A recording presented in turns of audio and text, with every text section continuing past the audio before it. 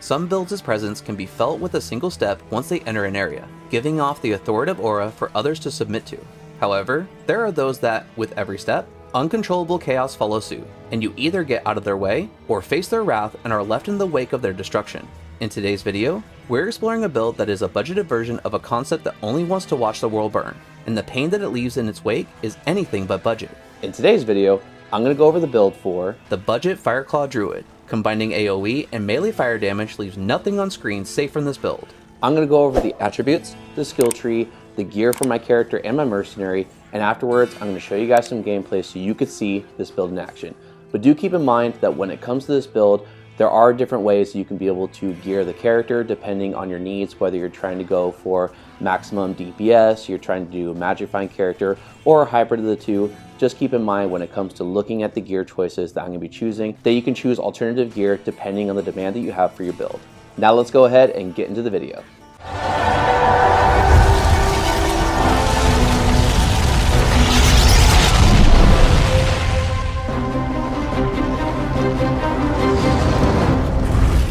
For the attributes, there's enough strength and dexterity to be able to equip the gear, and all the remaining points go into vitality. For the skill trees, there's nothing put into the summoning skill tree. Then within the shapeshifting skill tree, there's 1 point into werewolf, lycanthropy, and 1 point into the skills leading to maxing out Fireclaws, which is our main skill to deal damage. Lastly, for the elemental skill tree, I went down the left side of the tree, maxing Firestorm and Molten Boulder as they both synergize Fireclaws. Then I put all of the remaining points into Armageddon for the additional damage, especially considering that it's AoE damage. Because this character is level 75, there's still a lot left to be desired with this build, and there's a lot of ways to build this up within the skill trees. You can go more the survivability route by getting summons from the summoning skill tree, such as the wolves and the bear, and even getting Oak Sage to boost your health. However, I wanted to focus on adding more damage, as this is a build that I'd use for specific areas only, so his survivability won't be much of an issue, and you'll see that later when showcasing the gameplay. For the gear, something to keep in mind is that there is a lot of room for improvement. However, I wanted to keep it closer to true budget, aside from one item that I'll cover shortly. This way, when watching this build, for those interested in trying it out, if they have any better gear than what I'm showcasing in this video, it'll only get better for their experience from here. Also, when I consider what is budget and what is not, budget is in regards to the gear not being optimized and underutilized, but it still works to give a good example of how the build plays out without a huge investment needing to make it work. And this build is centered around the idea of players already completing hell difficulty, as I originally tried a character level 60 setup, and unfortunately it didn't work well at all at that character level, at least for me. So I made him level 75 for the additional boost to attributes, skill tree points, as well as to open up more gear choices in comparison. For the helm, it's Jalal's main for the plus to shapeshifting skills, plus the druid skills, faster hit recovery, boost to attack rating, strength, all resistance, and mana after each kill that can quickly stack up, especially when fighting mobs. Many will say that using this takes away from the idea of it being a budget build, so some alternatives would be Rockstopper or even Lore. Both are early items to find and make, and can probably get for free online from others that are wanting to clear out their stashes early on in ladder. The amulet is Rising Sun for the chance to cast Meteor when struck, plus to fire skills, and Fire Absorb based on character level. The body armor is Treachery for the increased attack speed, faster hit recovery, cold resistance, and the chance to cast Fade when struck to boost his resistance and add damage reduction. The weapon is the Runeward Obedience.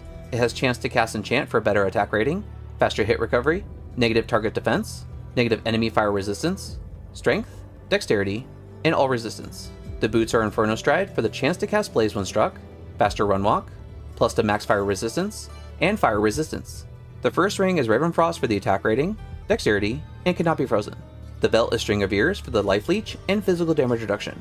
The second ring is a rare ring with strength, life, mana, and dual resistance. The gloves are Laying of Hands for the increased attack speed, percent damage to demons, and fire resistance. On Switch, I'm using Harmony for the Vigor aura to be able to move around faster regardless of in or out of town. In the inventory is just the cube and both tomes. I wanted to keep this budget build as bare bones as possible. This way you can tailor it to your preferred preference for either maxing the damage or magic finding, depending on how much you farm and what you're able to drop. For the additional stats, there's 65% increased attack speed, 90% faster hit recovery, 350% damage to demons, 40% crushing blow, 56 fire absorb, and negative 25% to enemy fire resistance. For the Mercenary, he is the Prayer Mercenary using a Cure Helm for the Cleansing aura, Treachery body armor for the Fade proc, and the weapon is Insight for the Meditation aura. as prayer, cleansing, and meditation all synergize one another to help both my mana and health recover quickly, to aid in increasing our survivability. Now that we've discussed the attributes, the skill trees, the gear for my character, and my mercenary, let's go ahead and check out this build in action to see how well it actually plays out. With the gameplay, for anyone who'd be curious as to which player settings I'm using for my build guides, the past, presently on screen, and in the future, down in the bottom left corner is what the example gameplay being shown is currently at. There are some areas where this build really shines, one of which is the Stony Tombs in Act 2. This build burns anything in its path, and handles all enemies without issues.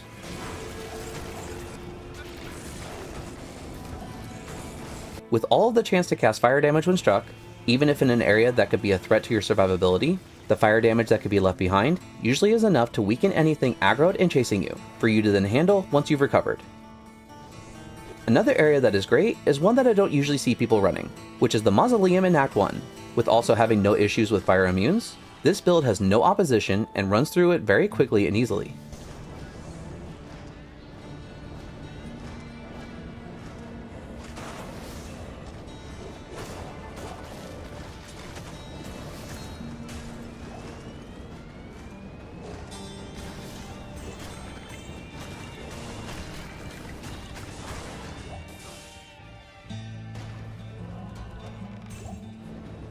Pindleskin is a great farming spot,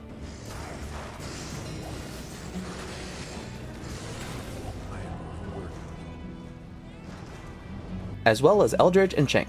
However, if you want to expand where this build's potential really can go, make sure to check out my endgame version of this build, a build with no limits to its terrorizing across Sanctuary. The video will be linked down in the description below.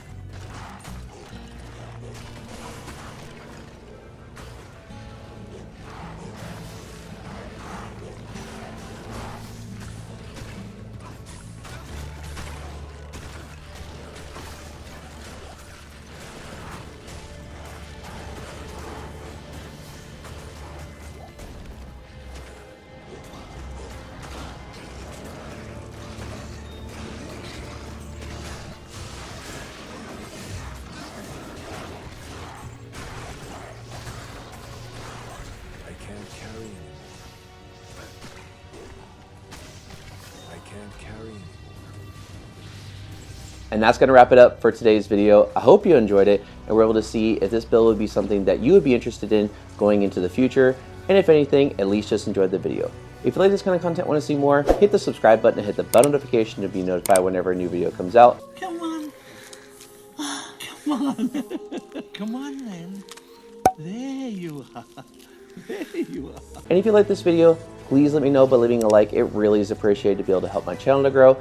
And if you want to see more of my Diablo 2 Resurrected content, make sure to click the card in the corner up above to check out my Diablo 2 Resurrected playlist with a lot of videos already in it, with a lot more coming in the very near future. Other than that, I hope you guys are staying safe, and I'll see you guys in the next video. Take care.